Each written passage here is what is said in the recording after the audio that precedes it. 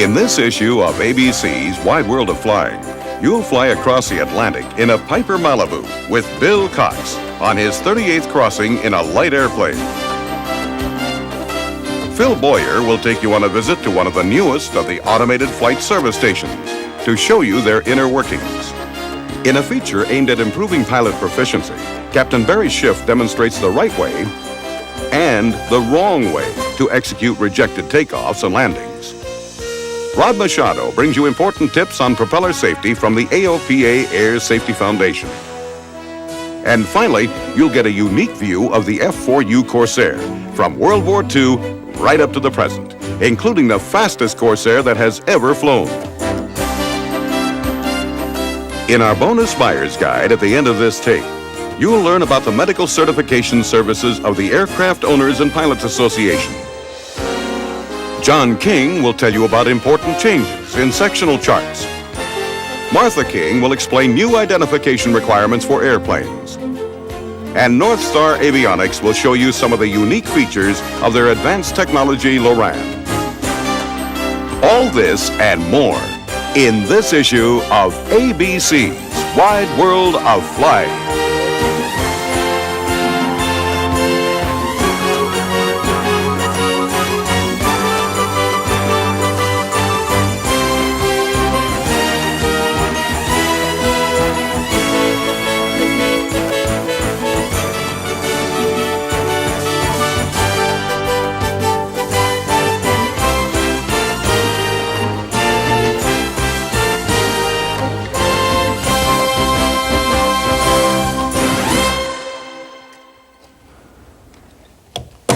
Welcome to the fourth video edition of ABC's Wide World of Flying.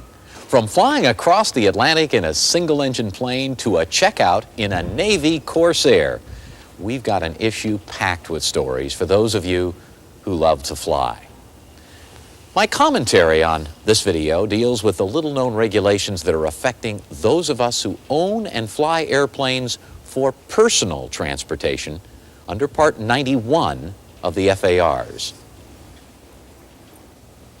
No, I haven't traded in my Beech Baron, but this Cessna 340 is a good illustration. Obviously, it's a twin-engine aircraft, and it contains two of almost everything. The instrument panel contains enough optional equipment to be the envy of any pilot. Now, under FAR 9130, this aircraft is not airworthy. In other words, it can't be flown if one of the two ADFs is inoperative, unless there's an approved MEL or minimum equipment list on file for this specific airplane. Now, we all know that it's a rare occasion when every little thing works on a complex airplane loaded with avionics. The catch-22 is that the FAA just isn't issuing MELs in a timely fashion to Part 91 pilots trying to comply. Now, you single-engine owners and renters shouldn't figure this doesn't affect you. The FAA General Counsel has interpreted other regulations such that inoperative equipment invalidates the airworthiness certificate of any aircraft, twin or single.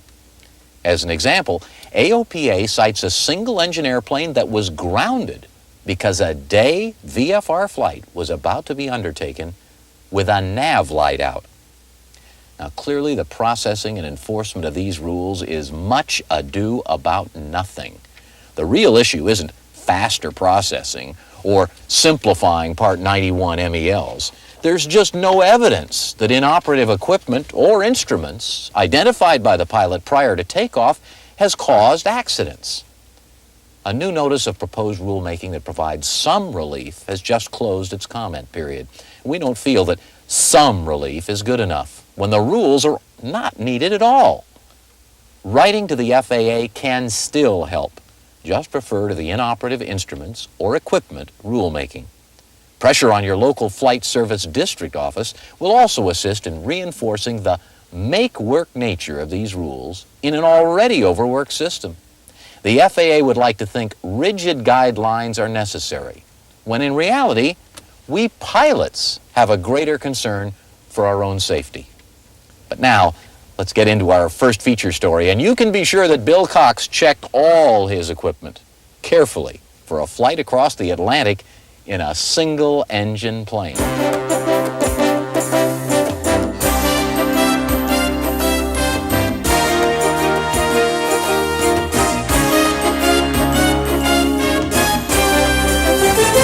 You may recognize the airplane behind me from a few issues back. It's the Piper Malibu, the most sophisticated single-engine piston airplane in the world. Our story today, though, isn't on the Malibu itself. Under contract to Globe Aero of Lakeland, Florida, I'm here at Piper's Vero Beach plant to deliver this airplane across the North Atlantic, 5,000 nautical miles to Saarbrücken, West Germany. First, though, we need to fly this Malibu up to Globe's headquarters in Lakeland and have it fitted with an HF radio and Loran C for our ocean crossing. Come along with us now as we begin our 4-day delivery flight to West Germany. Certainly, if you plan to fly the ocean in a single-engine airplane, you'd be hard-pressed to find a better one than a Piper Malibu. Besides being the fastest, most expensive, and arguably most comfortable airplane on the market, its large 120-gallon fuel tanks give it excellent range, 1,500 nautical miles at economy cruise settings. Because this is a new engine, however, and low power settings aren't a good idea for the critical first 50 hours, we'll use max cruise to help seat the rings. We'll fly faster this way, 210 knots, and burn a little more fuel, 16 gallons per hour, but we'll still realize a range of nearly 1,200 nautical miles.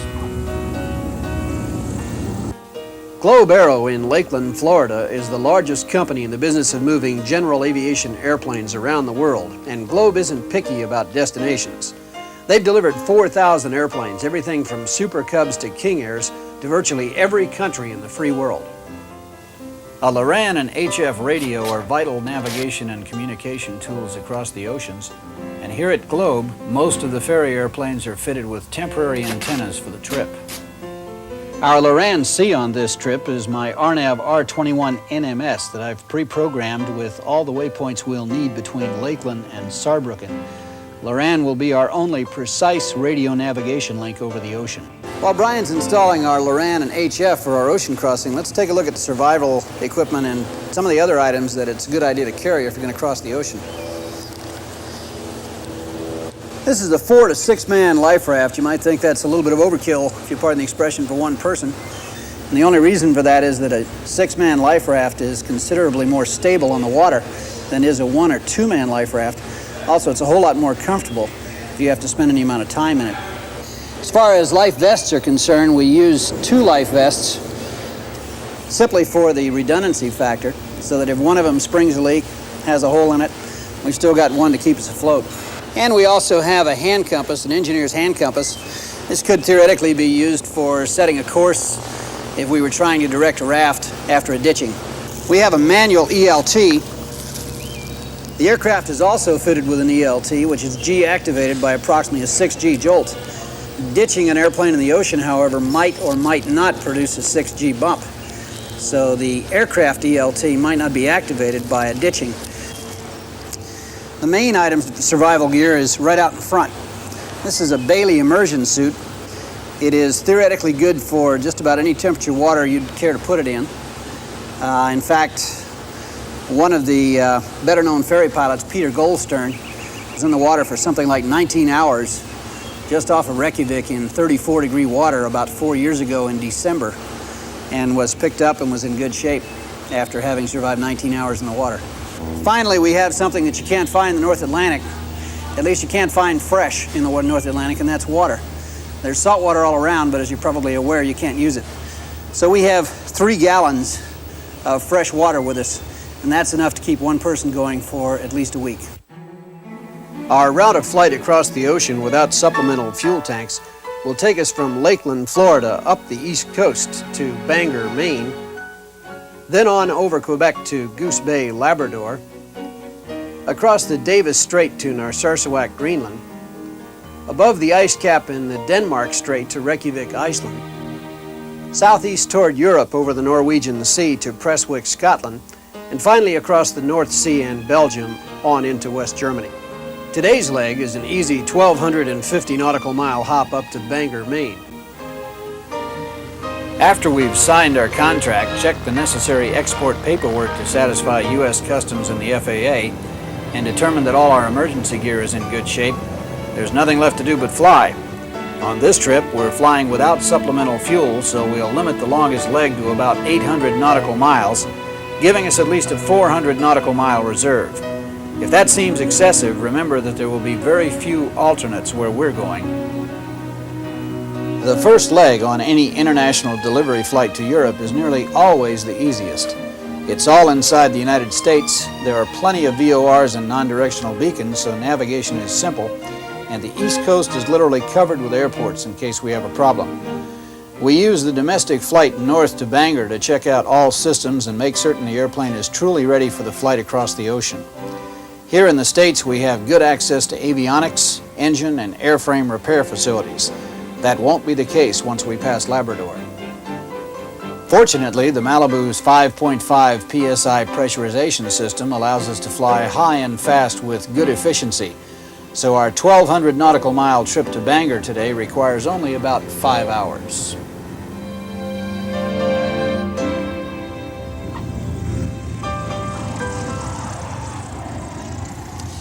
As you may be able to tell by the change of clothing, we've had a change of location and climate. We're now about 1,250 nautical miles up the road from Lakeland in Bangor, Maine. And instead of the 100-degree high humidity that we had yesterday down in Vero Beach in Lakeland, we now have about 50 degrees up here in lovely Bangor. Our mission today is going to be a fairly short one.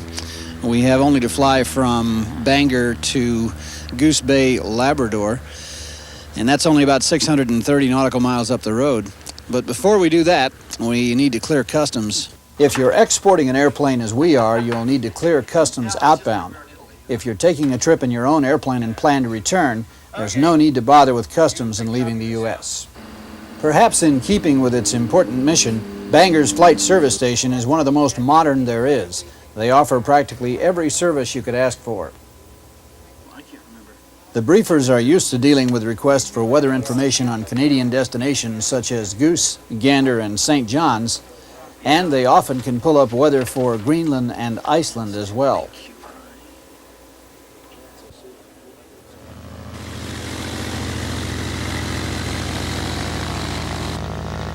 After leaving Bangor, we'll fly over Presque Isle to Sept Îles, Quebec, and on into Goose Bay in just about 3 hours even today.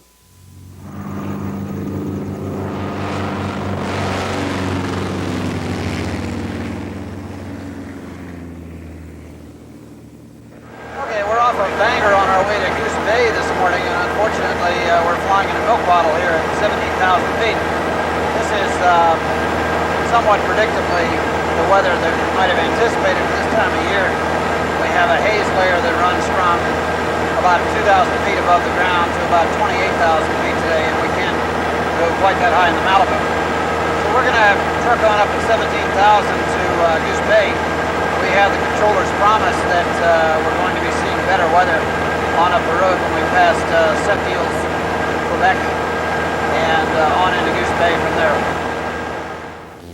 Nobody likes ice, least of all a pilot flying the ocean. Though the Malibu we're flying today is approved for flight into known icing conditions, any encounter with ice can present some special problems if the airplane is fitted with a temporary Loran antenna, as is this one.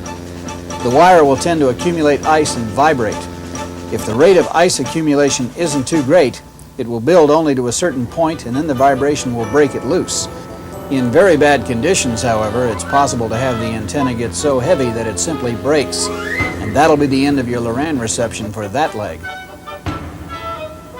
True to the forecaster's promise, the atmospherics are improving dramatically as we begin our descent into Goose Bay. What was solid IFR with rime icing is improving to scattered conditions. It's nice to be out of IMC. The terrain below isn't so inviting in winter, but here in late summer, the tundra and lakes of northeast Canada are truly spectacular.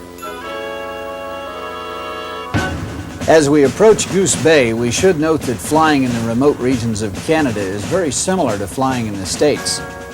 One major difference is that flight plans are mandatory. Even if the weather is good VFR, an IFR flight plan provides a hedge against the unexpected. Though the radar net doesn't quite cover all the country up to Goose, It's reassuring to know that most of the time someone is watching over you as you traverse some of the wildest country on Earth. This is Goose Bay, Labrador, on the far upper right-hand corner of the North American continent. This is a popular jumping off spot for pilots going to Europe, especially those who must take the milk run route through Greenland and Iceland. From here, it's only about 650 miles on over to Narsarsuaq, and then about another 730 or 740 from there to Reykjavik, Iceland. And graduate 12 to 18 Zulu. The Canadian weather briefers have to be the best, and they are. Probably because they realize how critical good weather information is over the North Atlantic. Oceanic weather briefings here in Canada are a little different from those you receive in the States. You're given a full package of weather information, including wind charts for your selected altitude, significant weather notifications of what you're liable to encounter en route, and freezing levels, a very important point in the North Atlantic.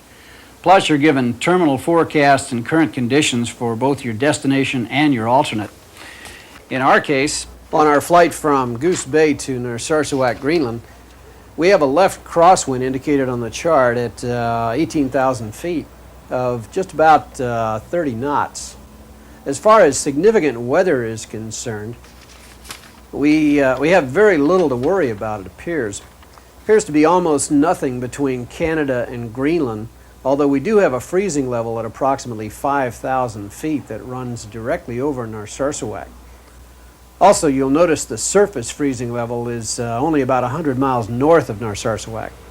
Our weather for Bravo Golf Bravo Whiskey, the designator for Narsarsuaq, Greenland, currently they have fog with 3/8 stratus at 300 feet and 8/8 stratus at 500 feet. However, by the time we arrive in approximately 4 hours, they're anticipating there'll be only about 2/8 stratocumulus at 5,000 feet and 5/8 altocumulus at 7,000, so the weather should be very good. Our ICAO flight plan form is also very different from its FAA equivalent. For one thing, we're required to give cum position estimate times for every fix along our route of flight, something that's not normally required on IFR flights in the States. We're not on radar and we don't have radio navigation aids to report over, so we need to give them an idea of exactly where we are. Plus, they need to have a very good idea of what type of emergency equipment we have on board with reference to rafts, life vests, that sort of thing. As you can also see, we're expecting to arrive at Bravo Golf Bravo Whiskey, our destination, in approximately 3 hours and 15 minutes. And our alternate on this flight is Bravo Golf Golf Hotel, which is Gotha, Greenland, approximately 200 miles northwest of Narsarsuaq. On the chart, our trip over the Labrador Sea runs northeast out of Goose Bay to Semiatak Beacon and up the Skav Fjord on into Narsarsuaq. After a final check of our survival gear, we lift off of Goose Bay Airport and turn northeast toward Greenland. It's reassuring to know we have close to enough fuel to make Iceland if Greenland unexpectedly goes down, but since close only counts in horseshoes, we'd better get into Greenland. Only about 500 miles of the leg between Goose and Narsarsuaq is over water, but no matter how many times we fly the ocean, we always have a little apprehension when the last point of land passes under the wing and we leave Canada behind. Right now, if you look down below the aircraft, you can see a very typical cloud formation over the North Atlantic. And that is a very flat layer of clouds that stretches off practically the horizon. You get very little vertical development over the ocean, and the reason is that several of the lifting forces you normally encounter over land are just not there. Number one, there's no wave action because there's no mountains. And number two, there's no convection because there's no heat. As a result, the clouds tend to be extremely flat, and they just sometimes stretch from horizon to horizon. As far as you can see, totally flat. Today, there's quite a bit of ice down there. We were told by the briefer back in Goose Bay that forecast was for icing conditions from 5 all the way up to 16,000 feet. And we're cruising at 17,000 feet for that very reason. So we don't anticipate any problems. The forecast for Narsarsuaq is good, and it looks as if when we get in there we should have nothing worse than a scattered to broken clouds and visibility in excess of 15 miles. Halfway across is the loneliest spot, though our HF radio with its trailing wire antenna lets us maintain contact with Gander Center all the way. We've strung the antenna through a standpipe in the airplane's belly, and we let the wire out to tune the antenna with a kind of king-sized fishing reel. The German dealer will seal the hole before the airplane is handed over to the customer. When you spot your first iceberg, you realize just how cold that water down there really is. In winter, it can drop as much as 10 degrees below normal freezing because it's salt water and moving. Here in early September, it's probably up to a balmy 36 degrees or so. Navigating across the ocean is principally by dead reckoning with Loran C and ADF as backups.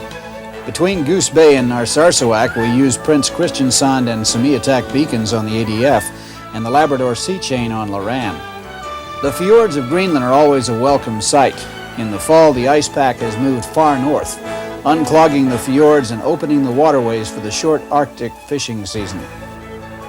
The town of Narsarsuaq is about the only one you'll see on your approach to Narsarsuaq. The beautiful Skav Fjord cuts 45 miles through the coastal mountains and is a standard approach for pilots. In fact, if the weather really goes down, as it often does at this latitude, especially in winter, the up-the-fjord approach is sometimes the only method of getting in. Gadab is the standard alternate, but too often when Narsarsuaq is down and out, so is Gadab, so you'd better get into Narsarsuaq.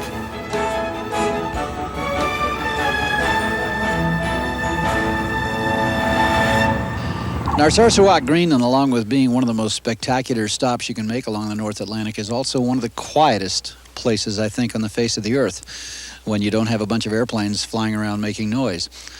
When we pulled up on the ramp here a few minutes ago, we were the only airplane on the entire airport. Since we arrived, they pulled out a Twin Otter and a helicopter that are basically going out on ice patrol to check the location of the ice pack off the coast. From here, tomorrow morning, it turns out we're going to be going on over to Reykjavik. If we were to depart right now, we'd be arriving in Reykjavik about 3 hours after dark with icing conditions and embedded thunderstorms. And most people wouldn't find that a lot of fun, me in particular. So tonight we're going to stay over here in Narsarsuaq at the fine little hotel right on the airport. And tomorrow we'll continue on over to Reykjavik and possibly on down to Prestwick, Scotland. We were lucky that Narsarsuaq was VFR today because the NDB DME approach is hardly worth considering in actual IFR conditions. Minimums are 1,800 feet and 6,000 meters, or 4 miles, and the descent slope is a steep 5.6 degrees. That's compared to 3 degrees on a conventional approach. The sea level airport is completely surrounded by mountains, including a 6,000-foot peak off to the southeast, and there's a 4,600-foot peak practically right on the approach, only 15 miles from the runway. Many people aren't aware that most of Greenland isn't land. It's a ring of mountains that have filled with ice. At the deepest point, northeast of Sanderstrom Fjord, at 65 degrees north latitude, it's nearly 10,000 feet of solid ice, specifically 3,038 meters. On the hop over to Reykjavik today, we'll cross the southern edge of the Greenland ice cap, about 3,000 feet high at Narsarsuaq, going on over to Reykjavik. Narsarsuaq can be an interesting airport to get out of because of its resident fog problem. The fog often moves in over the area in a very short time, and that's exactly what happened on the morning of our departure. The fog formed over the glacier to the east of the airport and threatened to shut down operations as it moved west. Instrument departures are virtually non-existent at Narsarsuaq, so we hurried off the ground, turned short to avoid the clouds, and circled up above the fog to the west of the airport.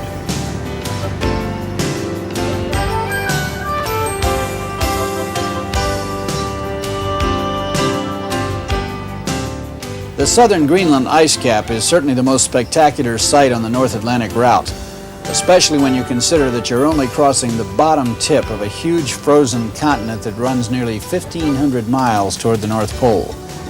In our case, we're crossing it at 195 knots true airspeed up at 19,000 feet, and the OAT tells us that we are indeed very far north, minus 35 degrees centigrade outside. As we fly across the Denmark Strait toward Iceland, you'll notice we're monitoring 121.5 in case we or someone else gets into trouble and needs help. Iceland is a welcome island of humanity on the ocean, though the weather is probably the most changeable you'll find. The city of Reykjavik is right on the sea. An unusually colorful town with its multicolored roofs, a huge rock church that's been under construction for 60 years, free geothermal heating because of all the volcanic activity, and some of the friendliest people in the world. Most of the airlines go into the giant airbase at Keflavik, but we little guys can use the smaller Reykjavik airport that's practically right downtown. Because the winds are often strong and unpredictable, Reykjavik has runways in practically every direction and your choice of an ILS, separate localizer, and 2 NDB approaches. As far as I'm concerned, Iceland has always been something of a victim of a bum rap. Perhaps it's because of the name Iceland that implies that it's some kind of a pretty horrible place. But interestingly enough, we just came over from Greenland, which is mostly ice. And here in Iceland, at least in the summer, it's mostly green. Here in the background, we have the first snow of the season, however. The weather's changing for the worse, we're told by the weather meteorologist here at the Reykjavik airport. As a result, we're going to fire back up and head straight on down to Prestwick. Our original plan had been to stop here at Reykjavik for the night because the Loftleader Hotel is a great stop. But unfortunately, the forecast is for frost and severe icing conditions, in-flight icing conditions tomorrow. So we're going to go ahead and head down to Prestwick on top of the stuff. We're going up 23,000 feet between here and Prestwick. And then tomorrow morning we'll continue on over to Saarbrücken, Germany. From here to our revised destination of Glasgow is about 770 nautical miles, virtually all of them over water. The weather is questionable, but we plan to be on top most of the way down to Scotland anyway. Accurate fueling during ocean crossings is particularly important for obvious reasons. At Reykjavik, for example, we had an 8-gallon air bubble in the left tank, about a half hour's worth of fuel missing. If I hadn't shaken the wing to check for air, I would have taken off 8 gallons short. Though most pilots wouldn't run their reserves that tight anyway, considering the lack of alternates, you need to fly with all the fuel you can get. We leave Reykjavik behind reluctantly as it's a great little town. There's not always a lot to do other than admire the scenery and watch it snow. But we know there's a man in Saarbrücken, West Germany, eager to see his new Malibu. And the weather could trap us here in Reykjavik for several days.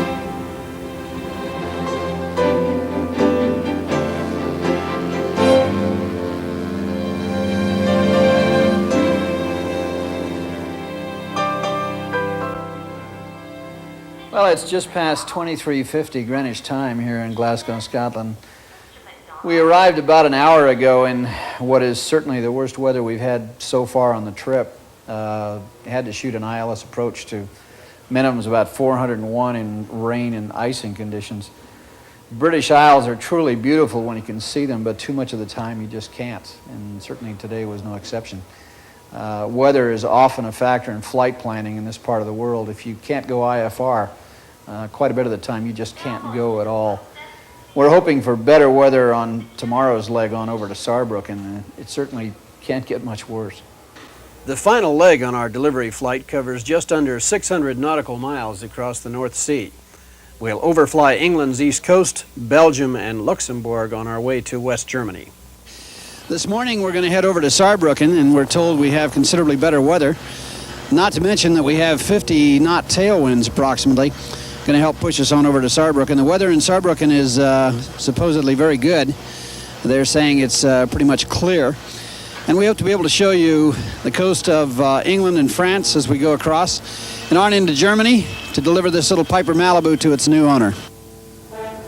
As I push the throttle up for the last leg of our trip, I'm a little sad that I actually have to deliver the airplane, especially considering that it's a $500,000 Malibu. On the other hand, I know there's a Beach Duke that needs to go to Amman, Jordan, waiting for me back at Globe in Florida, and that should be an interesting trip as well. The Malibu certainly has made our trip simple, though, flying in pressurized comfort high above the weather with ground speeds often touching 250 knots. I can't think of a nicer way to travel to Europe on one engine. Okay, we've just crossed over the English coast at Newcastle, crossed into the North Sea, going down to Dogger intersection. And I've got to say, today was something of a first. This is the first time I've ever received clearance as filed for a flight from England on into mainland Europe.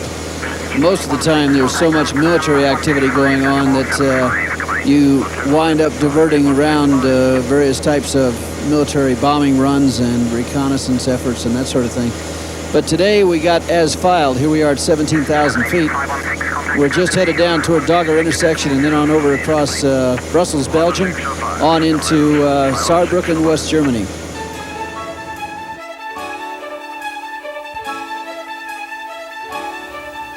Once again, the weather isn't quite up to the forecaster's promise of clear skies. As we begin our descent over Belgium and Germany, though, the clouds part and we can see one of Europe's nuclear power plants during our approach to Saarbrücken. It's been about 4 days and 5,000 miles since we left Lakeland, Florida. We've now arrived at Saarbrücken, West Germany, after about 7 stops and a very uneventful flight. The weather wasn't as good as we'd planned, but all things considered, it was probably better than we should have expected for this time of year. From here, it's on up to Frankfurt, Germany, and then a 14-hour ride on Pan Am back to Los Angeles for cameraman Vince Mack and myself. We're not looking forward to the Pan Am flight nearly as much as we were to the trip across in Piper's Malibu. But before we leave here in Saarbrücken, we're going to present the keys to the gentleman who bought this airplane, and I'm sure he's really eager to accept them. And here we have a gentleman by the name of Michael Vogel and his girlfriend Birgit, and they are the happy new owners of this Malibu that we just brought all the way from Lakeland. Mr. Vogel, your keys. Thank you very much for the opportunity to ferry your airplane. Thank you. It's a very nice airplane. Our pleasure, our pleasure. International flying isn't for everyone, especially when there's an ocean involved. Flying the North Atlantic demands not only the inclination and the resources, but a willingness to live a little closer to the edge. Certainly the element of danger is minimal in today's reliable modern aircraft, but there's no question you're more at risk above the ocean than you are drifting along above the plains of Nebraska. In the last half of 1987, 6 pilots lost their lives on the North Atlantic. Still, for those pilots with a yen for adventure and an unusual flying experience, the northern route to Europe offers special rewards. If flight is made from a high-pressure area into a low-pressure area without adjusting the altimeter setting, the airplane's actual altitude would be 1. The same as the altimeter indicates, 2. Lower than indicated, or 3. Higher than indicated. The correct answer is number 2. The airplane's actual altitude would be lower than indicated by the altimeter.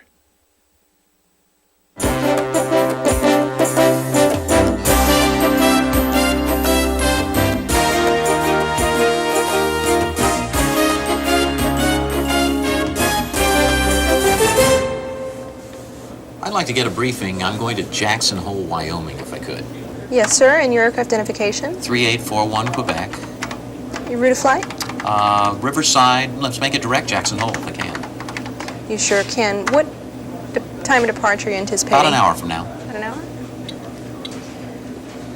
Our weather depiction chart at this time is indicating a cold front from Montana down through central California moving southeast. High pressure dominating in back of that cold front. And currently we do have marginal VFR to IFR in the basin, low ceilings and reduced visibilities. Now, how can I make sure that that front is moving away? Well, looking on our GOES imagery chart, at the 8-mile range, the cold front is in this manner here, northeast to southwesterly manner, moving southeastwards. And checking on the 4-mile chart, the heaviest cloud coverage is located over southeastern Idaho at this time. I see. Do you have radar coverage in that area to see the actual precip? I sure do. In northwestern Utah is the only precipitation echo at this time. On a scale of 1 to 6, with 1 being the lightest, level 2 activity is being experienced in that area. It's a good thing you're not going to Florida. Yeah. They're experiencing 3 to 4 level right now. Mm-hmm. How about winds aloft? I'd like to stay low, maybe look at 6,000 feet first. Well, at 6,000, the winds and temperatures aloft are out of southwest, moving to the northeast, and between 15 to 25 knots. If you decided to try 9,000 feet, you'll be experiencing a crosswind between 30 to 35 knots along your entire route. However, if you decided to go up to 12,000 feet, Oh, that looks good. That would be much better for you. Be getting a tailwind between 25 to 35 knots along your entire route of flight. That's a terrific way to see the difference, too, isn't it? It sure is. I got to return now, and I'd like to come back. I'm flexible here. I could come back this afternoon or even later than that. On our 12-hour significant low-level prog chart, if you decided to depart this afternoon, marginal VFR and IFR conditions are being experienced in northwestern Montana, moving southeastwards. Along with that, surface to 16,000 turbulence, moderate type turbulence, being experienced at this time. If you decided to wait just a little longer, the 24-hour low-level prog is indicating the marginal VFR and IFR moving through the state, to the east of the state, and also surface to 16,000 moderate turbulence still in that area. I could go skiing, I guess. So can I look as far ahead as Friday even? You sure can. The 36-hour prog chart is indicating snow-type activity moving to the east, marginal VFR moving to the east, and high pressure dominating most of your route. Mm-hmm. The 48-hour prog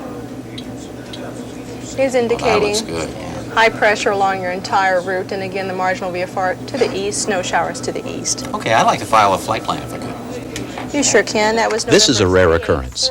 Less than 5% of all pilot briefings are made in person. That fact, coupled with modern technology, has given birth to the automated flight service station, the subject of my What's New segment for this video issue.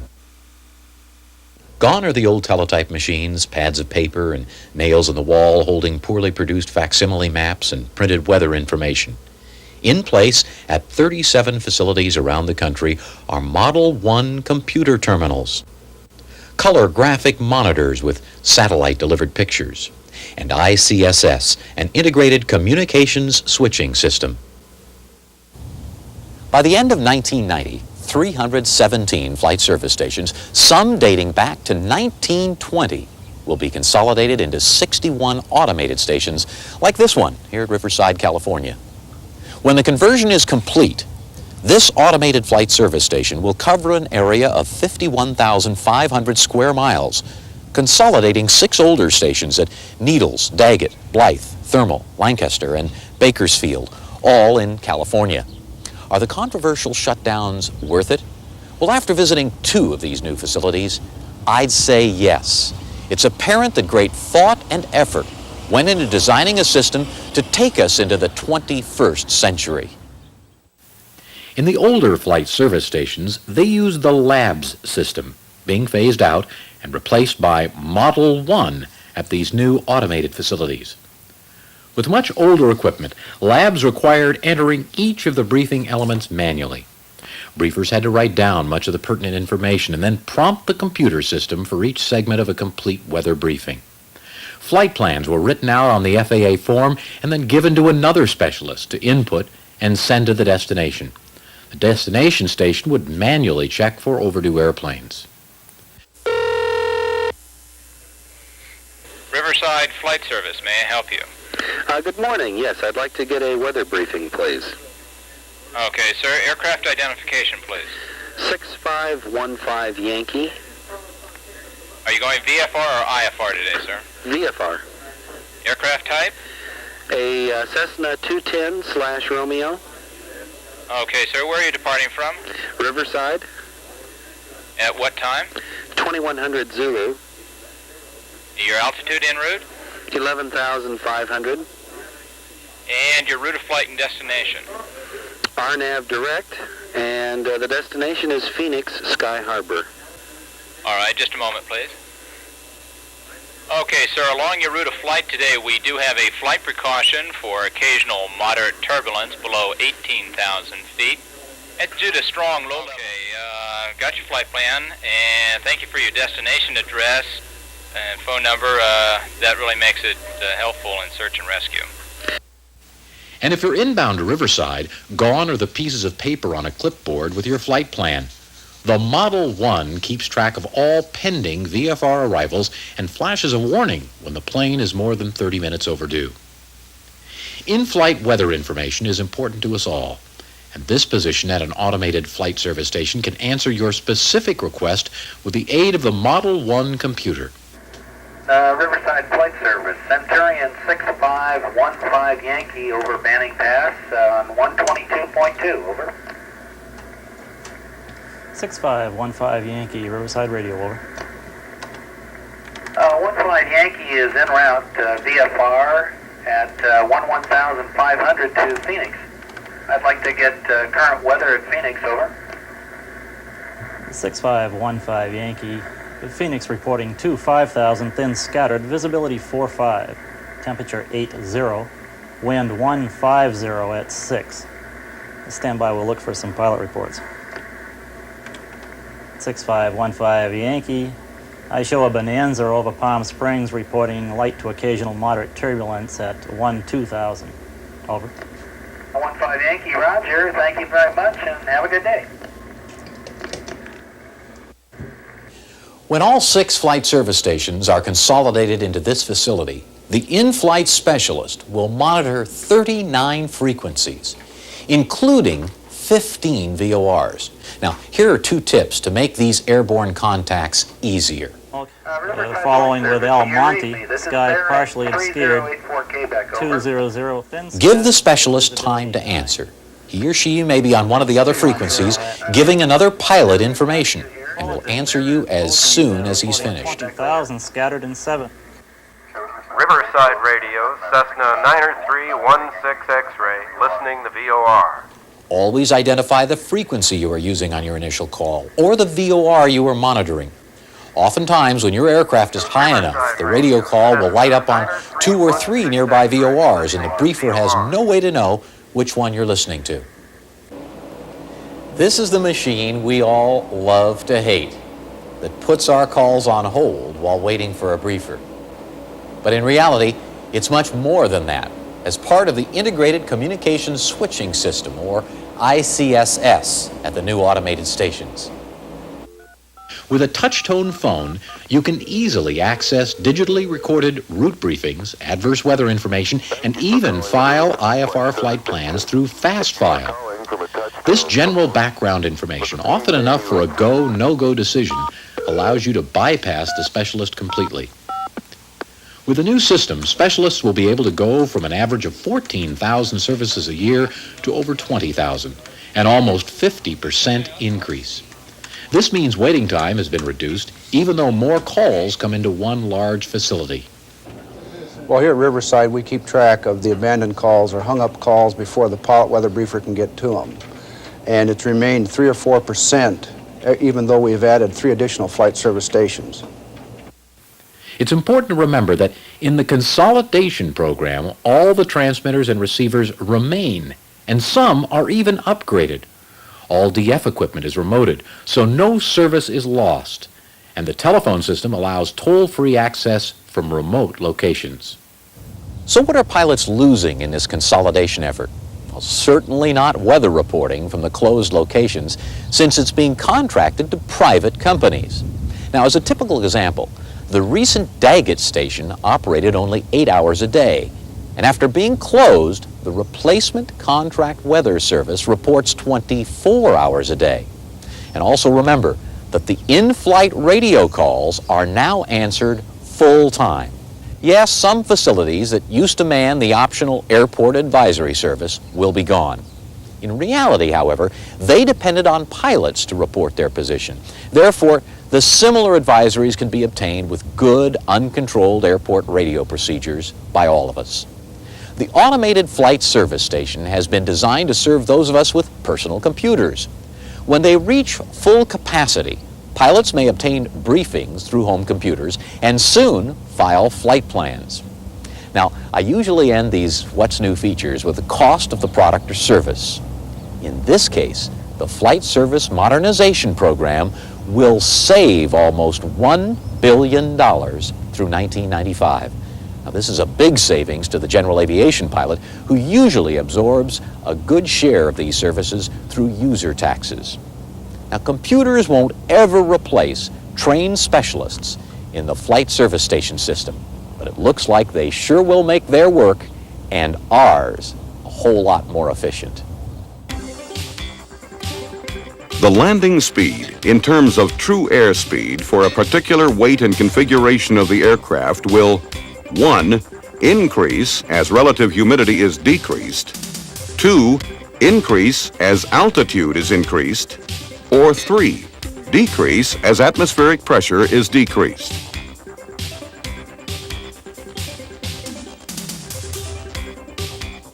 The correct answer is number 2. The true airspeed of the aircraft landing will increase as altitude is increased.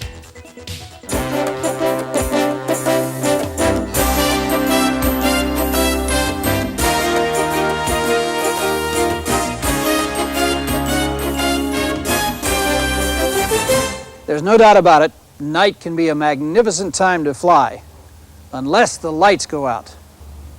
If that happens, you need to get the lights back on, fast. Flashlights may be a mere convenience in your automobile or your home, but in an airplane, they can be true lifesavers.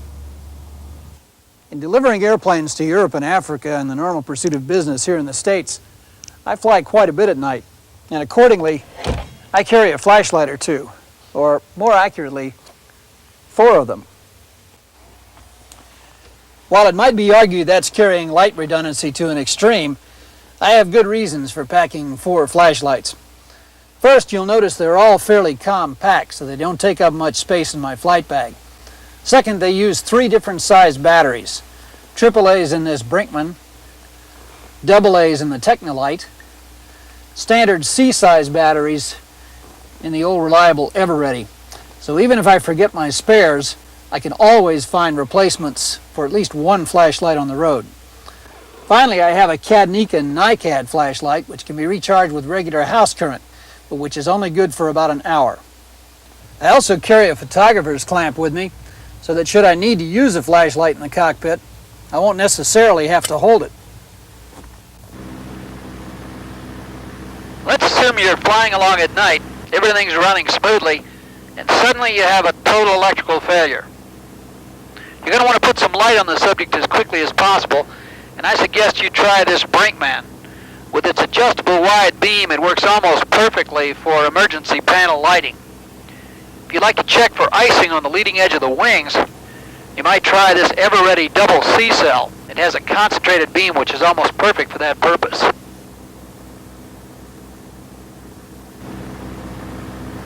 Night is a magnificent time to fly, possessed of a beauty all its own. Just remember that total, unexpected darkness in the cockpit can do a lot more than ruin your evening.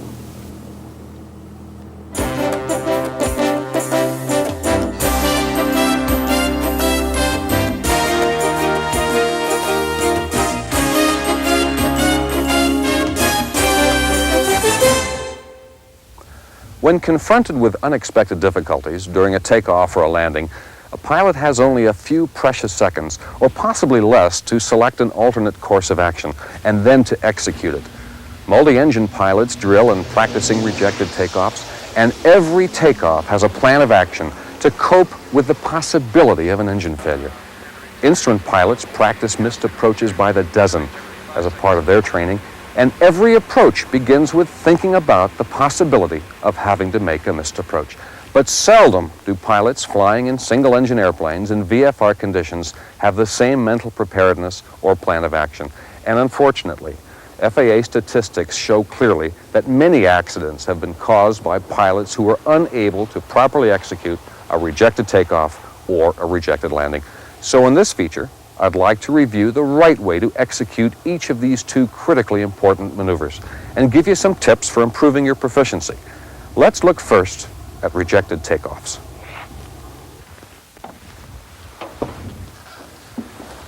Complacency is a prime cause of departure accidents. The takeoff seems to be such a simple procedure that pilots anticipate little or no difficulty with it. And it's this complacent mindset that is so dangerous. Studies have shown that pilots do not take immediate action when they encounter a problem because they are unprepared to abort the takeoff. When you apply power, you probably anticipate that you're going to make a normal takeoff and a normal departure. But you should be equally prepared to abort the takeoff should it become necessary. Come on, let's fire up the engine and see how a typically complacent pilot might handle an aborted takeoff.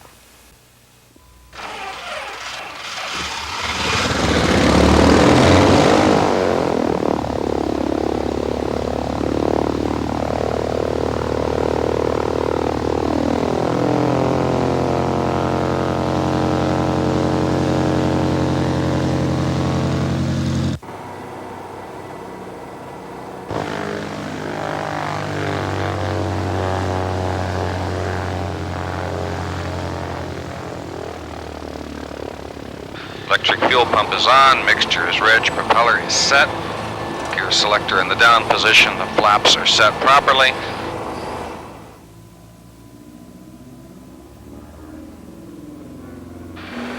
There we go. This engine doesn't sound quite right. Oh, it'll be all right. Come on, airspeed, let's go.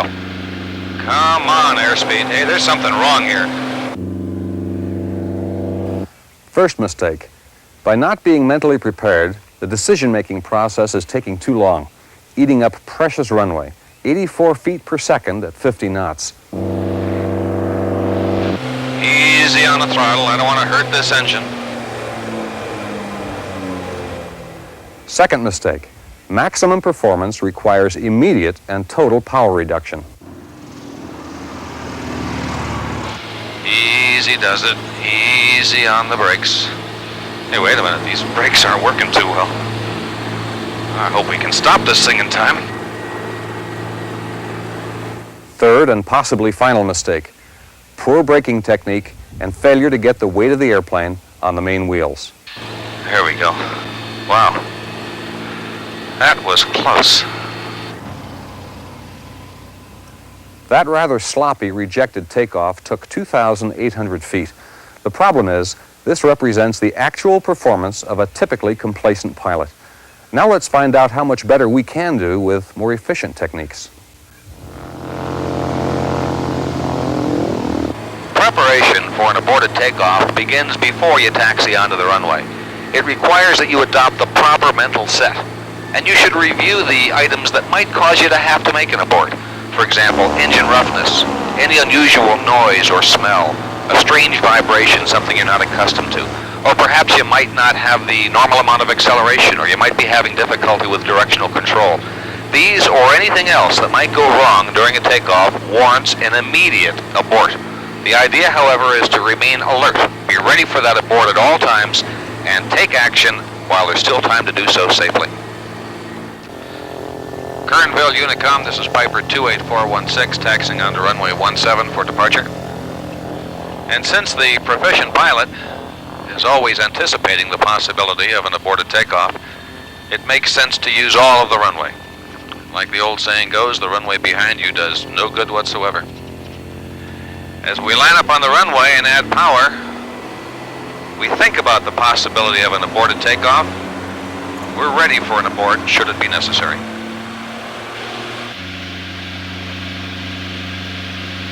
There's a vibration I don't like. Throttle closed. The first step involves retarding the throttle, right now, without hesitation. Any delay in throttle retardation eats up valuable runway that you might not be able to afford. Simultaneously apply maximum braking. Many pilots wait until the throttle is closed before applying the brakes, but this delay consumes excessive runway distance. Instead, retard the throttle and apply the brakes simultaneously. Retract the flaps. The third step involves retracting the flaps. This has the effect of reducing the amount of lift being generated by the wing, which places more aircraft weight directly on the main wheels. And this, of course, increases braking effectiveness. One must be very careful, however, not to raise the landing gear instead of the flaps. Otherwise, you might come to a very sudden stop. Back pressure on the control yoke. While closing the throttle, applying brake pressure, and raising the flaps, you should hold the control wheel just about full aft. This has three benefits. First of all, it takes some of the weight off the nose wheel and transfers them to the main tires, increasing braking effectiveness. Secondly, it has the effect of reducing the possibility of wheel barrowing or loss of directional control. And thirdly, pulling back on the control wheel increases the download on the tail, which has the effect of adding even more weight to the main landing gear wheels, increasing braking effectiveness again. There we go. Lots of runway left. Well, that was a lot better. We used less than 2,000 feet, and that's more than 800 feet less than was used during the previous aborted takeoff. And that 800 feet of difference can be the difference between an accident and an incident.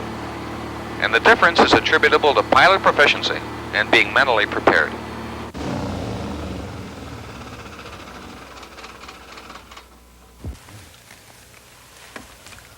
Incidentally, to see if a runway is long enough to allow you to accelerate to rotation speed and then to abort the takeoff, simply add the normal takeoff distance of your airplane to the anticipated landing distance.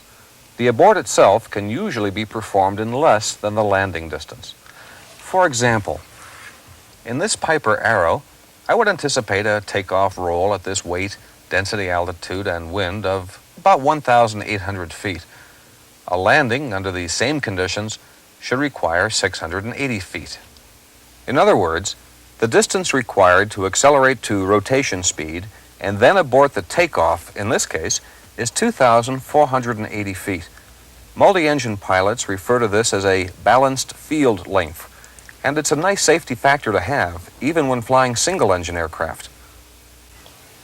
The takeoff is one phase of flight that gives a pilot all the time he needs to plan and prepare. To abort or not to abort is one question you should be able to answer during every point of your takeoff roll. Now let's talk about rejected landings.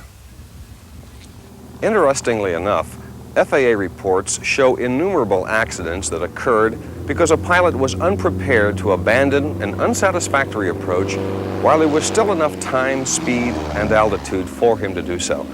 And the more experience a pilot has, the more likely he is to be a victim of what is called landing expectancy. He expects to land every time. Years of successful landings reinforce that belief. The solution? First of all, complete the before landing checklist early in the game.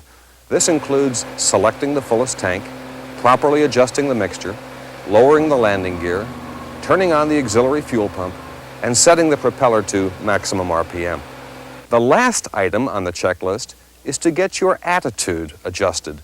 Be prepared to pull up and go around if anything seems to be wrong.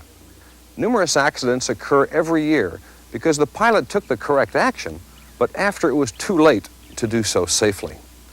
If any unsatisfactory condition develops that could adversely affect the approach or the landing, make the decision to pull up immediately and reject the landing.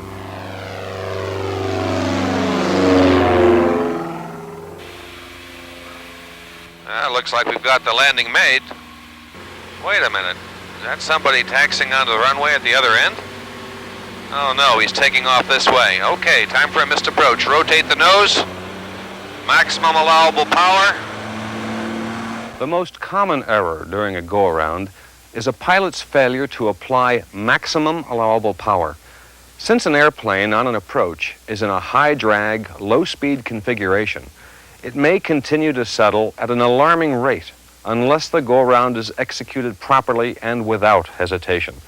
Remember, a pull-up is a maximum performance maneuver. Flaps to the correct position. Positive rate of climb, landing gear up.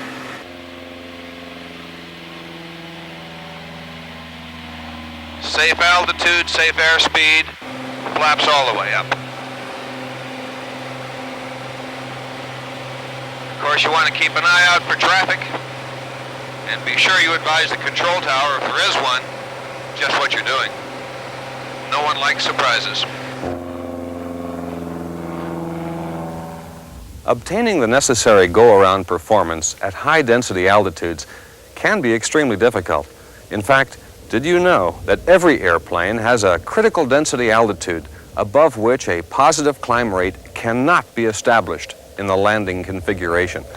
Unfortunately, this information is not published in the pilot's operating handbook. You might find it interesting to determine your airplane's go-around performance at altitude before you really need it. Here's how. Okay, we're presently at 9,000 feet. I'm going to establish the aircraft in a normal approach profile. Bring the power back, slow to approach speed.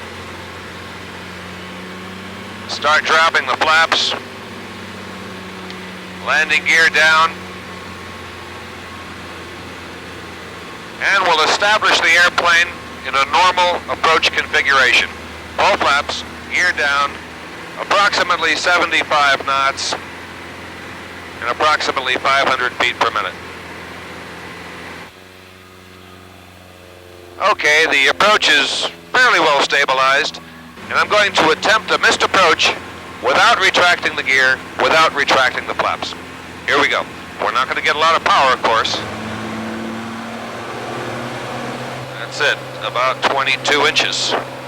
And the airplane won't climb. There's a 0 rate of climb, and the airspeed is bleeding off. Nope, the only way to make a missed approach would be to raise the landing gear. Step 1. Retract some flaps.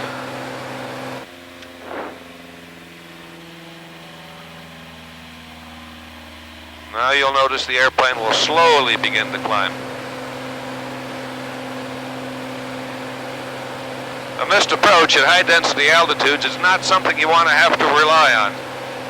Experienced mountain pilots often execute a similar performance test before committing to a landing at high density altitude.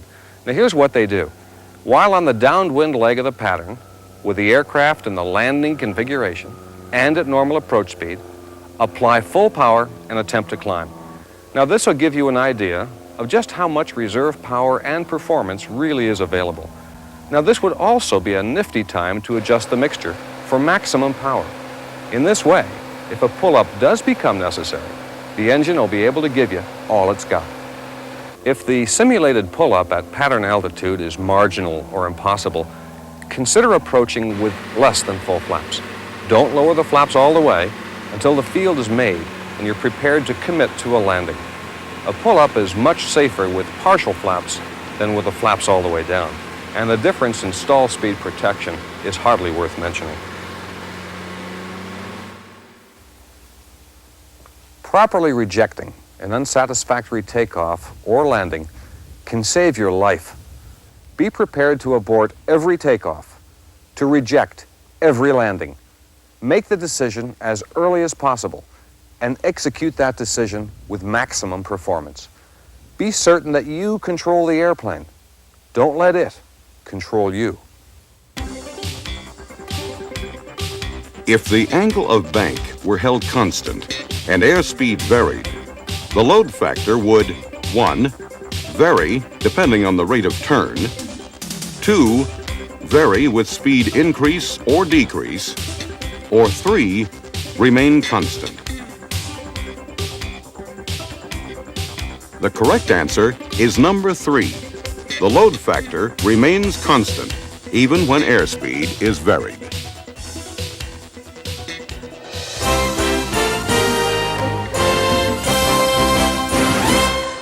Probably no piece of equipment on any airplane deserves more respect than the propeller. Propellers are unpredictable creatures that could snap at you with the slightest provocation. Let's examine some common cautions that you should consider concerning propellers. When the propeller is rotated, the magneto is engaged, generating electricity to ignite the air-fuel mixture in the cylinders. Now, under normal conditions, the slow rotation of the magneto by the starter isn't enough of a spin to generate much electricity. This is why one or both magnetos on airplanes have what is called an impulse coupling. The purpose of the impulse coupling is to save up a little spin on a spring, thus allowing the magneto to spin quickly at intervals, generating lots of spark. Now, with the prop resting in just the right position and with just the slightest touch, we'll hear a noticeable click as the impulse coupling is activated and the magneto spun. Now, if the mags are on or they're not properly grounded, any unburnt fuel in the cylinders could ignite, sending the prop spinning unexpectedly, and this is very dangerous. If inspecting the engine cowling requires turning the propeller, then turn the propeller in the opposite direction of normal rotation. This prevents the impulse coupling from being activated and the possibility of a hot mag firing. Pilots often assume that if they turn the ignition key to off, then the mag is no longer hot and can't fire. Well, this is accurate, assuming that the P lead or ground lead is actually grounding the magneto. We don't know that for sure unless we occasionally do a mag grounding check. Let's see how it's done. Prior to shutdown, with the engine operating at its lowest possible RPM, quickly turn the mag switch off and then immediately back on. we should hear the engine start to quit because of ignition loss as both mags become grounded. Now, if the engine continues to run with the mag switch in the off position, then one or both of the mags are not grounding properly. If this is the case, a mechanic should be consulted. A common misconception is that with the master switch off, the magnetos become ineffective. Nothing can be farther from the truth. In fact, the magnetos are independent from the aircraft's electrical system in much the same way that a lawnmower can run without a battery. As I shut the master switch off, we can see that the engine is still running, indicating that with the master switch off, there's absolutely no protection from a hot mag. So it's a very good practice to occasionally perform a mag grounding check to make sure that the mags do indeed ground. Also, never leave the keys in the ignition after shutdown, and never under any circumstance assume that because the master switch is off that the mags can't fire. They certainly can.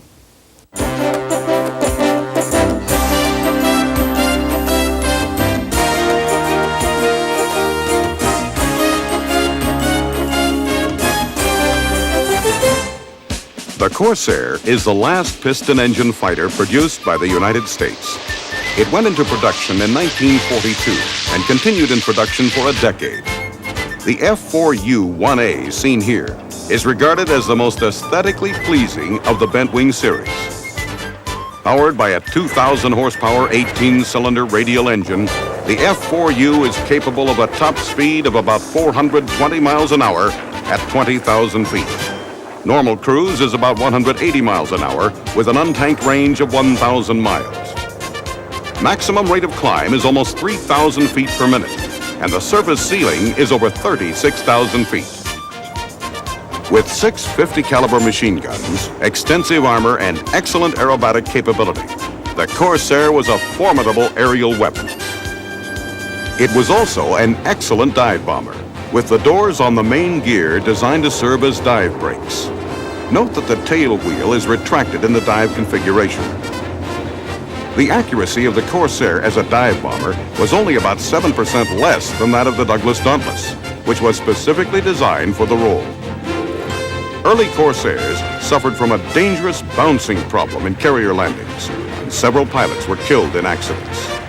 The problem was tamed by modifying the landing gear strut to give a longer, softer stroke, but not before the Navy planners had made up their minds that the Corsair should be land-based. In 1943, the first combat Corsair squadrons were deployed in the South Pacific Islands. American pilots were no longer limited to the tactics of the slower early fighters. The Corsair gave them the opportunity to engage Japanese Zeros with competence. First time I saw the Corsair was overseas, and it was at Guadalcanal in Solomons. And of course I loved it because I knew it was going to replace our old Grumman Wildcats. And it had a superior rate of climb to the famous Zero, which the old Wildcats surely didn't. And it was much faster than the Zero. And of course we always did have a little more firepower than they did, so that gave us pretty much 3 good eggs in the basket. Of course, you never could turn with them because they were such a light plane. I think without a doubt it saved my life because I got cornered a few times there and was able to, with the excess speed and whatnot, to maneuver my way out of combined trouble. In 1944, Corsairs finally got their chance at shipboard service to provide additional protection against the kamikaze threat. They've proved themselves to be the best carrier-based fighters of the war. And at war's end, the final tally, over 2,100 Japanese aircraft shot down in flight for a loss in combat of only 190 F4Us, better than an 11-to-1 kill ratio. The Corsair remained in production through the early jet age and saw extensive service in the Korean War, where it was adapted to a wide variety of missions, from dive bombing to night reconnaissance. It could carry the load. It could get the job done. Today, only a handful of Corsairs are left, and the Planes of Fame Museum in Chino, California has 2 of the best.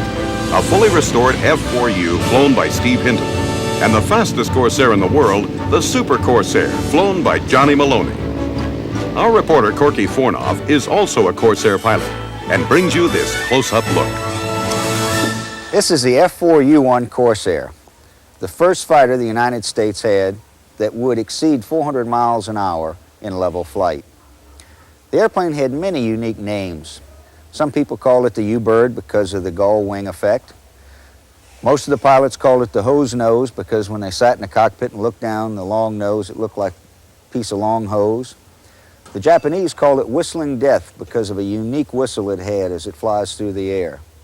In later years, it became known as a hog and was used all the way up through the Korean War. Some of the unique things about the airplane are the fact that there is spot welding in several parts of the fuselage, something that was very new at that time. The rudder is offset for torque. The main portion of the rudder, the movable portion, is fabric covered, as we can see there. So we come around to the elevator. Here we see the elevator is fabric covered also. We have a unique feature here in that we have the pilot control trim tab here and a servo tab, which makes the forces lighter at the higher speeds. Come down below. Down here we have the trademark of all carrier-based airplanes, the tail hook. Tail hook, however, on the Corsair posed a problem. It was a very difficult airplane to land on a carrier, and it took skilled pilots. During the Second World War, when we had so many pilots coming out very rapidly, a lot of the younger pilots were losing the Corsairs on carrier landings. So the Navy made a wise decision. They had the Corsair become a land-based fighter for both the Marines and the Navy. As you come aboard a carrier, you need the high lift, high drag flaps. These you can see are very high lift, very high drag. As we can see here, these are down about 50 degrees. And when a pilot is landing on a carrier, he's always carrying power just in case he has to make a go-around.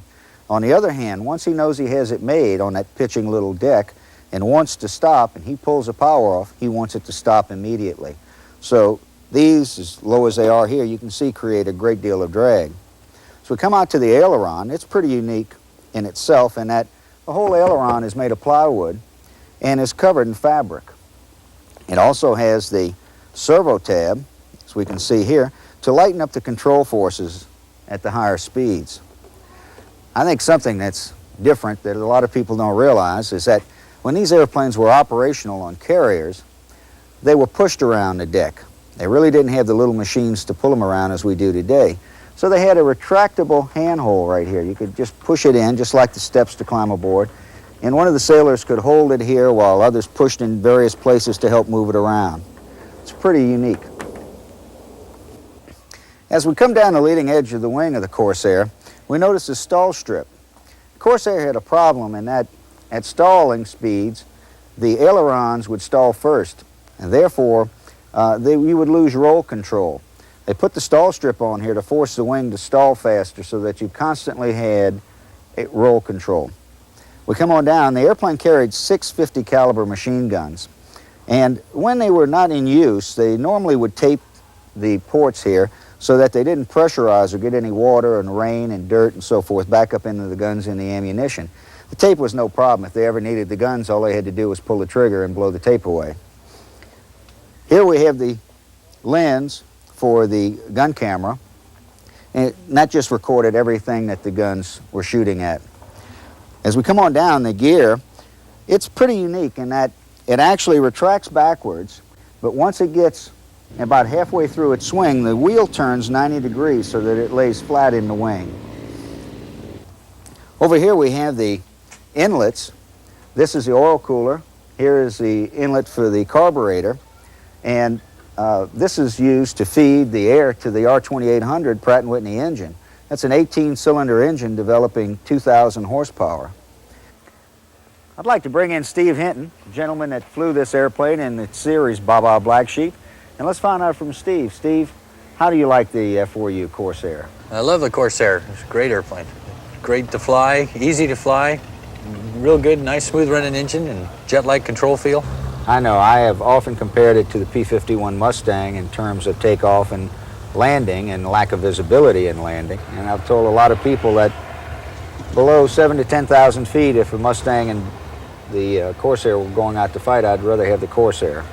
I think you're right. It has an exceptional power to weight ratio. I can't speak for a military Corsair. I can speak for civilian eyes like this, where the airplane is lightweight, below 9,000 pounds, and you have 2,000 horsepower engine. It really makes quite a difference when you're keeping your speed up in a turn and all. Now I'll tell you, how about a cockpit checkout? Okay, let's go. Okay, Corky, over here on the left, this is the tailwheel lock handle. And the tailwheel on this airplane locks just straight away as you line up on the runway. You lock it, and it just holds it into position. Okay, rudder trim. We use 6 degrees right rudder for takeoff, just to offset the engine torque. Elevator trim we set on neutral. That's that little mark right there. Aileron trim we put on 0 for takeoff. The book says right wing down for takeoff, but it actually works better with 0 aileron trim for takeoff on the Corsair. Okay, you have your fuel selector. You have 236 gallons of fuel in the main tank, and it's nothing more than an on or an off. Next to it over here is the emergency hand pump. In case you lose, break a hydraulic line or you lose your fluid, you can still operate your flaps or landing gear with the emergency hand pump here and just operate it back and forth. Okay, throttle quadrant, standard Navy issue, the manifold pressure lever throttle right up here. Engine's good to 52 inches, full throttle. 42 inches being max continuous power. And we like to climb it at 38 inches, and we like to cruise between 30 and 33 inches. Mixture control, use auto lean for cruise, auto rich for takeoff and climb. Idle cutoff all the way back. Over here is the supercharger handle. 2-stage, 2-speed supercharger in the engine, so we operate the engine in neutral unless we reach an altitude where we're operating at full throttle. We can't get the desired manifold pressure, then we reduce throttle and shift it into the next ratio gear to get the manifold pressure back up. Prop panel's way down here, and 2,700 being max and 1,100 being minimum RPM on the quadrant. We like to operate the engine at 2,700 for takeoff, 2,300 to climb, and between 2,100 and 1,600 RPM for cruise operations. Now, there's a vibration zone in the engine. The propeller engine combination gives you a pretty stiff vibration between 1,700 RPM and 2,000 RPM.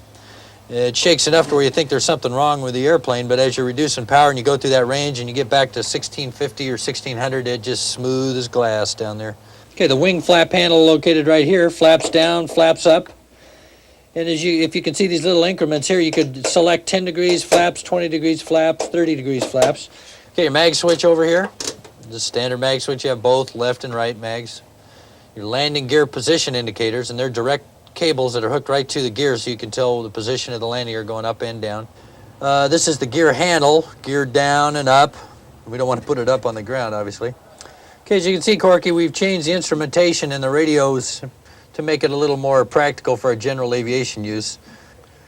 The airspeed indicator, the way this airplane's configured, we're looking at about 68 knots in a dirty configuration to stall. Normal approach, we fly at about 90 knots. We cross the fence around 90 knots. Our landing gear extension speed is 200 knots, and the airplane normally will cruise at about 210, 215 knots indicated at about a 70, 75 gallon hour cruise. Okay, over on the right side, Corky, we got the engine instruments. They're all laid out right here for a quick look at. Manifold pressure, RPM, cylinder head temperature, then your little instruments, oil pressure, oil temperature, and fuel pressure.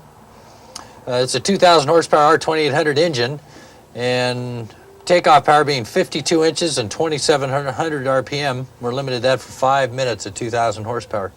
Okay, this little sub panel down here, Corky's got some more instruments on it that are pretty important. We have our fuel gauge, hydraulic pressure gauge, system hydraulics, voltmeter and amp meter, G forces on the airplane, and the airplane is built to stand 7 positive, 3 negative. A pretty stout machine, as you can see. And then a suction instrument here for our gyro instruments. Okay, over here are engine cooling controls. Our big lever here is a cowl flap handle, and this opens and closes the cowl flaps that you see in the back of the engine cowl, and it regulates the amount of air going through the cowling for cooling the engine.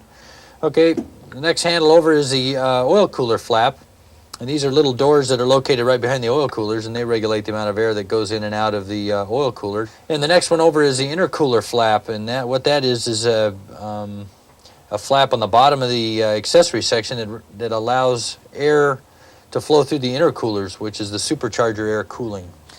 control stick, rudder pedals with brakes on them, and the brakes on a Corsair are very good. This particular version of the Corsair has a rather funny geometry in the rudder pedals, which you'll probably feel when you're pushing the pedals around. The brake changes height all the time, so it takes a little getting used to, but after a few flights in the airplane, you get pretty confident in it, and it really handles great. Okay, as you can see, Corky, that's it. Let's go flying. I'm ready. Let's go.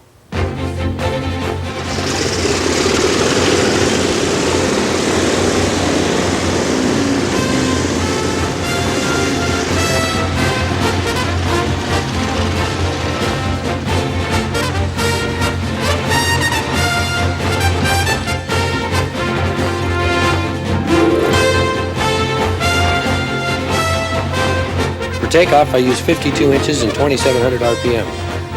Really, you just line it up, lock the tail wheel, and launch. Corsair accelerates very quickly and breaks ground in usually less than 1,000 feet with our typical light load.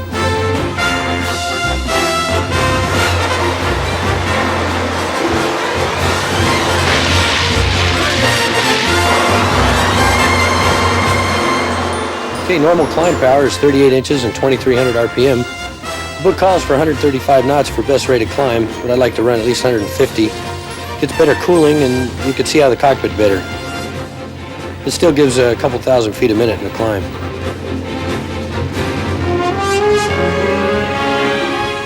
If I'm in a hurry, I usually run about 32 inches and 2,050 RPM. It gives me about 210 knots indicated, and the engine burns about 75 to 80 gallons of fuel an hour. You bring it back to 30 inches and 1,600 RPM, it still indicates about 185 knots, and the fuel consumption is down to about 60 gallons. With that power setting, the engine runs very smooth.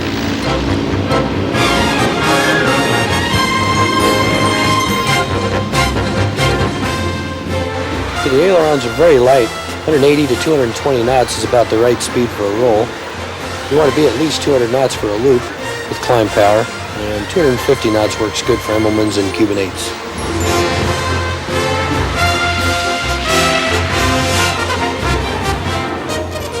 The approach and landing is easy, once you know how. I use 80 knots on short final with full flaps. The landing gear in our model is a very long stroke and it's real soft. Sometimes in a wheel landing you can't even tell when the wheels touch.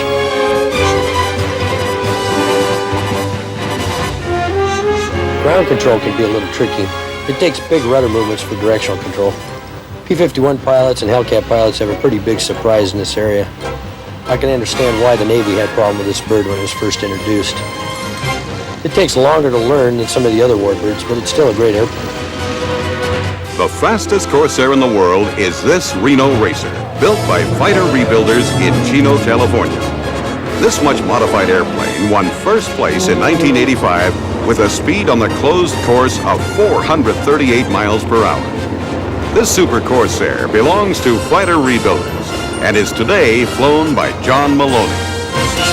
Well, Corky, particularly with this Corsair, we started off with a bigger engine, which is mainly the biggest modification we did to the airplane, and for horsepower reasons and for speed, we put a 4360 engine in it, capable of 4,000 horsepower on the power plant side of that, and then on the airframe side of that, we put clipped the wings approximately 4 feet aside, and which gives us a smaller funnel area. And tucking the engine in, we put a B-26 cowling on there for a really tight, very tight, small funnel area. We lightened it up quite a bit, and we put a Aero Products propeller off a Skyraider on it with a nose case off a C-97 so we can get the right speed for the propeller to turn for the RPM we're running on the engine. At Reno 87, the Super Corsair finished fourth in the gold race. Fast, reliable, and a real crowd pleaser. The Corsairs live on, loved and admired. These are wonderful airplanes, an important part of our heritage, as are the men who flew them. Oh, it was after a regular dogfight, and I saw a guy down below me, quite low, Japanese Zero, and so I thought I'd scoot down and surprise him. And I was the guy that got surprised. There was about 4 of them there that had me boxed in, and an only tiny little cloud that I tried to duck in at 3,000 feet. For a time I'd come out one side, another one would corner me and nail me. And I got so thirsty doing this that I took off my canteen and started drinking water through all these motions. And then finally people were yelling, "Where's the fight? Where's the fight?" I said, "Jiminy Christmas, come down over the Faroe Islands. I got 4 of them cornered here."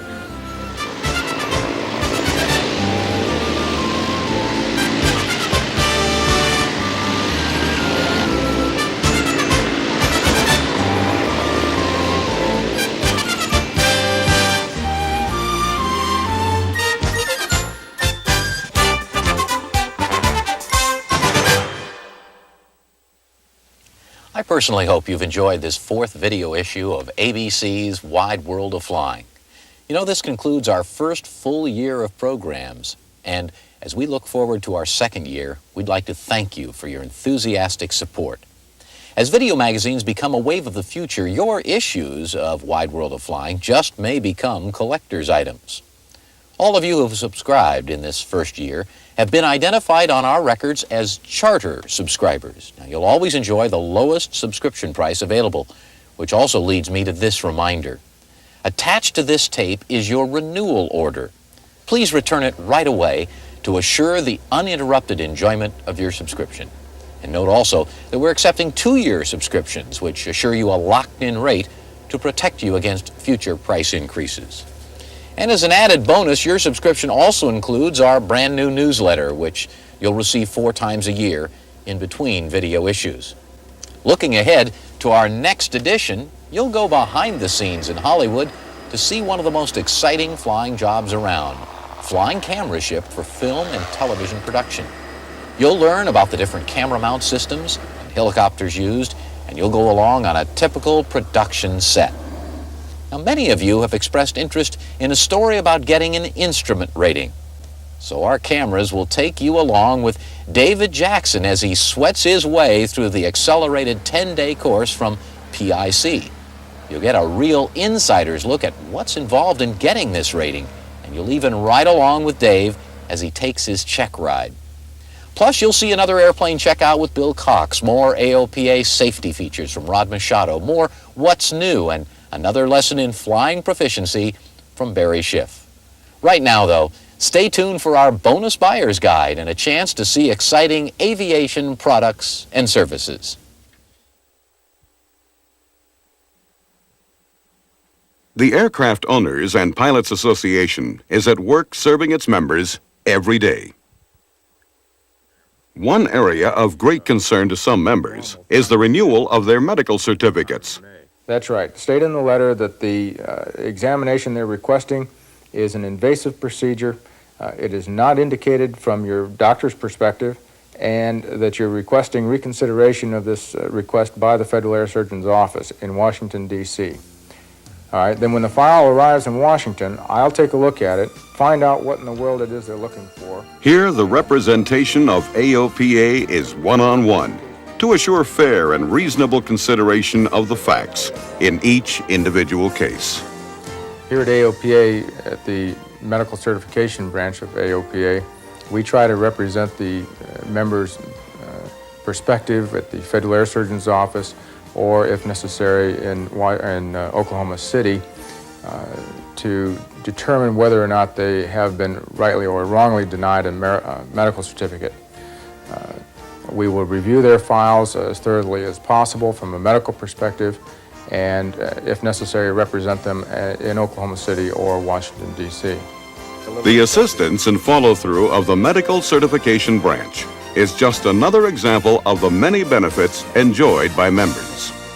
If you would like to join the Aircraft Owners and Pilots Association and receive all the benefits of being a member, including Pilot Magazine every month, simply call their toll-free number, 1-800-USA-AOPA. They will be pleased to answer any questions you may have and will take your membership information right over the phone. Looking ahead, mark your calendar right now for October 6th, 7th, and 8th. Nashville, Tennessee will be the site of the next AOPA annual convention based at the Opryland Hotel. Down-home hospitality and great country music should make for a most enjoyable aviation experience. For more information or to register right now to assure good room selection, call this same toll-free number, 1-800-USA-AOPA.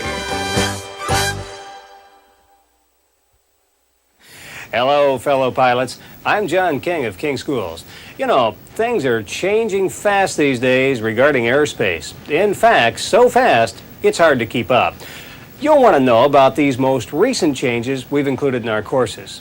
First of all, having even the most current edition of a sectional chart won't be enough anymore if you're flying to an airport also depicted on a terminal area chart. The area covered by this TCA chart is shown inside this blue band. Now, the reason is, in order to clarify the depiction of the TCA, the FAA has removed the airport information from the sectional chart for all airports also shown on the VFR terminal area chart. This means if you want to know elevation, runway lighting, runway length, or communications frequencies for these airports, you'll also have to carry the appropriate TCA chart. Here's another change. If you plan on flying in a Group 2 TCA, you need to know that since December 1st of 1987, altitude encoding equipment, or Mode C, is required in Group 2 TCAs as well as Group 1 TCAs.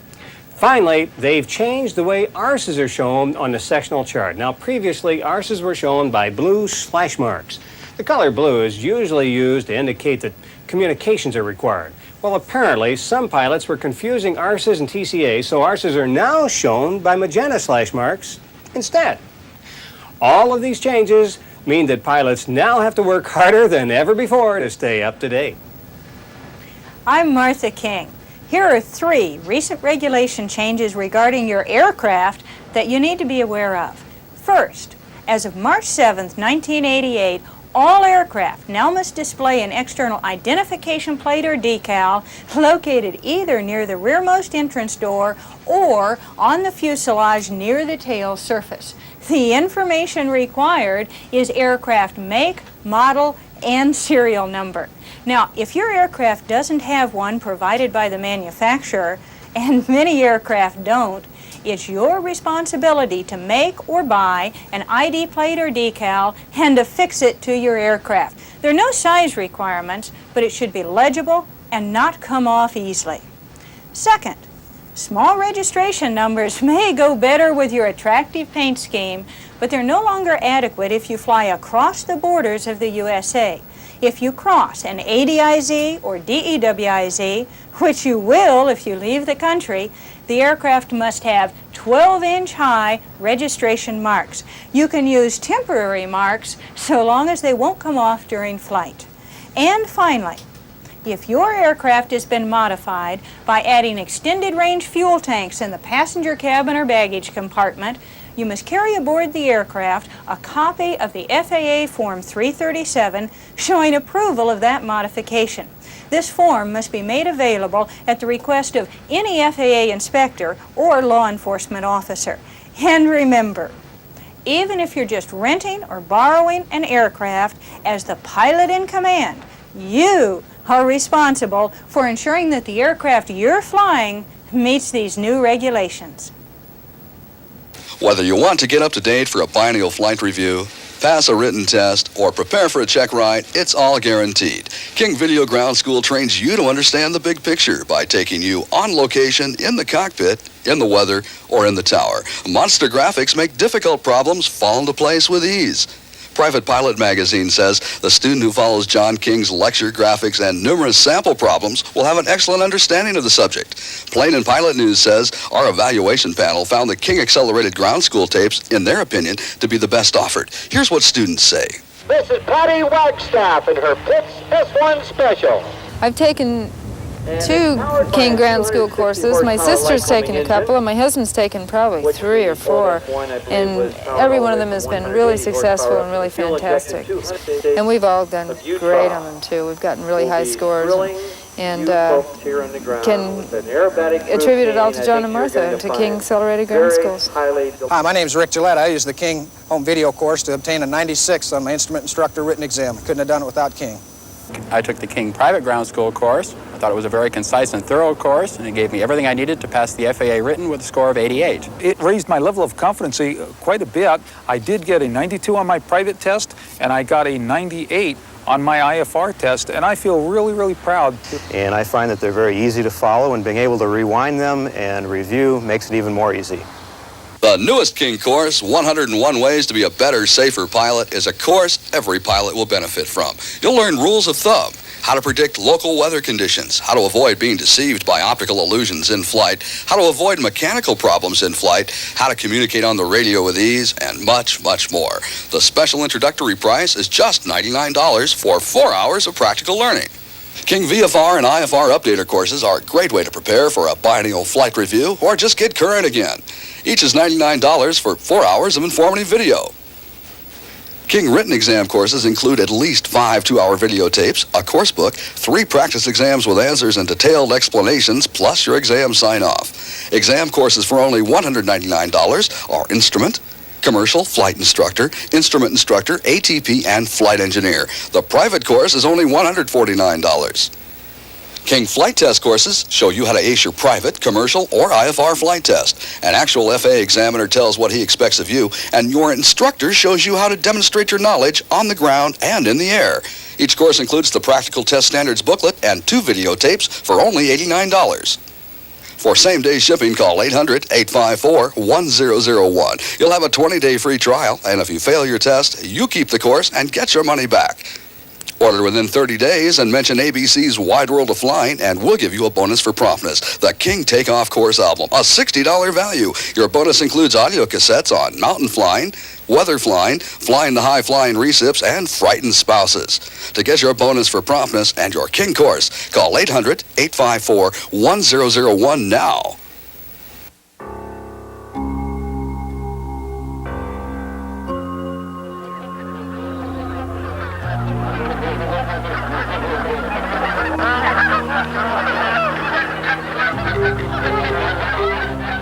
Man was not born with an internal navigation system. Has he always followed geese, the sun, and the stars, and made stick marks in the sand? Maps are as old as thought, and thought is as old as man. From the beginning, he has recorded his discoveries and exploits and charted his legends with geographical surrounds. He developed a system of navigation, not so much to know where he was going, but rather to remember where he had been. For how else could he return to the treasures and pleasures he had found?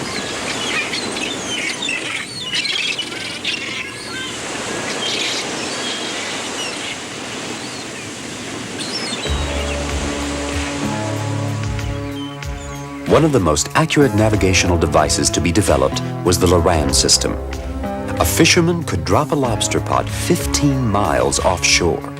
By simply noting the latitude and longitude, he could return to that very same spot and get his catch. Today's Loran enables you to fly to your destination without the restrictions imposed by inflexible VOR airway structures. You now have the ability to know at any time where you are, relative to your destination or to any airport, VOR, NDB, or intersection.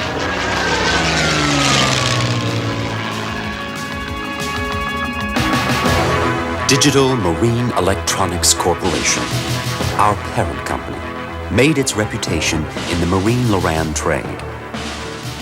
We have been improving Lorans for over 17 years.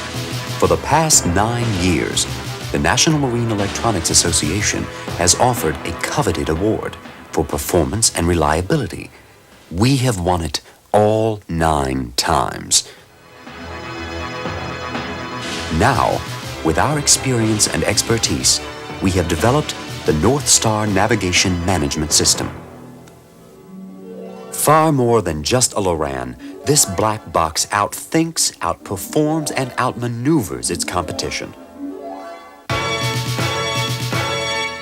North Star Avionics. The North Star has superior range, the largest database, the brightest display, and most important of all, it is the only Loran that has independent readouts. It's really easy to operate and speaks a language you understand. The North Star's receiver is recognized as the most powerful and accurate.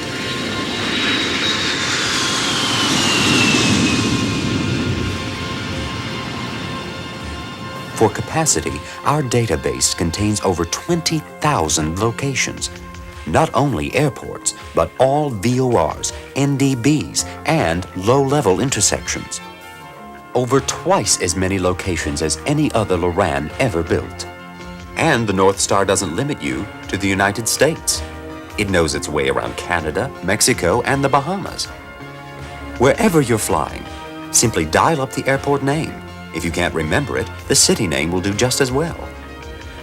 The North Star will not only navigate you there, it also knows the airport's elevation, its runway lengths, direction, and surfaces of up to 5 runways, its latitude, longitude, ATIS, approach, tower, ground, and even Unicom frequencies. No other LORAN made today knows all this. The North Star's database is a comprehensive encyclopedia of aviation navigation information. Of course, we're fully updatable. Our LORAN is unique. You can watch your distance and location on one side, while working its numerous capabilities on the other, simultaneously.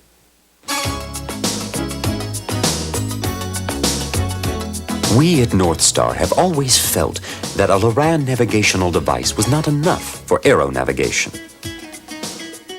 Our LORAN was designed by pilots, for pilots. A LORAN system that can answer your questions as fast as you can think them, while still functioning as a basic LORAN. The North Star Navigator is equipped with a data output, which allows interfacing the set with visual display systems, fuel computers, and ELTs. The North Star outperforms its competition in receiver sensitivity and is unique in its ability to operate effectively through the mid-continent gap. And yes, you can take the North Star home to program destination coordinates or just to play with it. Our quality control even surprised us, but was no accident. Our 36-month warranty is longer than any other LORAN in its price range. This is the aging room. Here, our navigator spends the first 5 days of its functional life running continuously under varying temperatures and tests. For places lost, for places found, the North Star, it remembers. North Star, a multi-purpose computer-controlled aero-navigational device, allows you to do what you like doing best, fly. North Star now features the Air Alert TCA and ARSA warning system, a serial data port to interface with external devices, and StarGuard security to prevent unauthorized use. For the name of your local dealer, call 1-800-NAVIGATOR. That's 1-800-NAVIGATOR.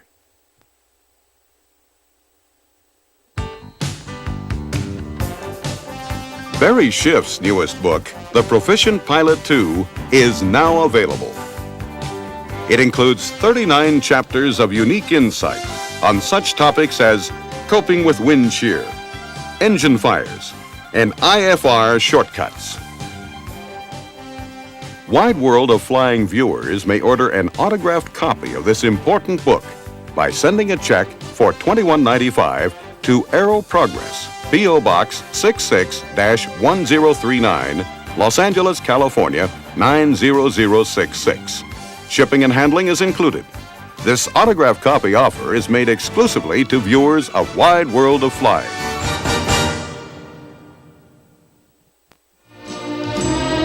The ABC Olympic tradition continues. Now you can own the official 1988 Calgary Winter Olympics video.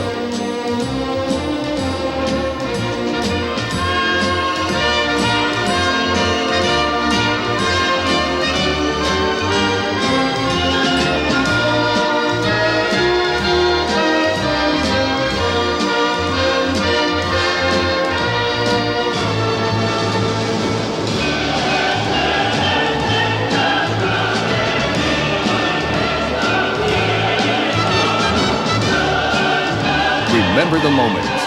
Relive the excitement. Rejoice with the best. The 1988 official Calgary Winter Olympics video. $24.98 plus $3 postage and handling. For your video cassette, call 1-800-4ABC-VCR.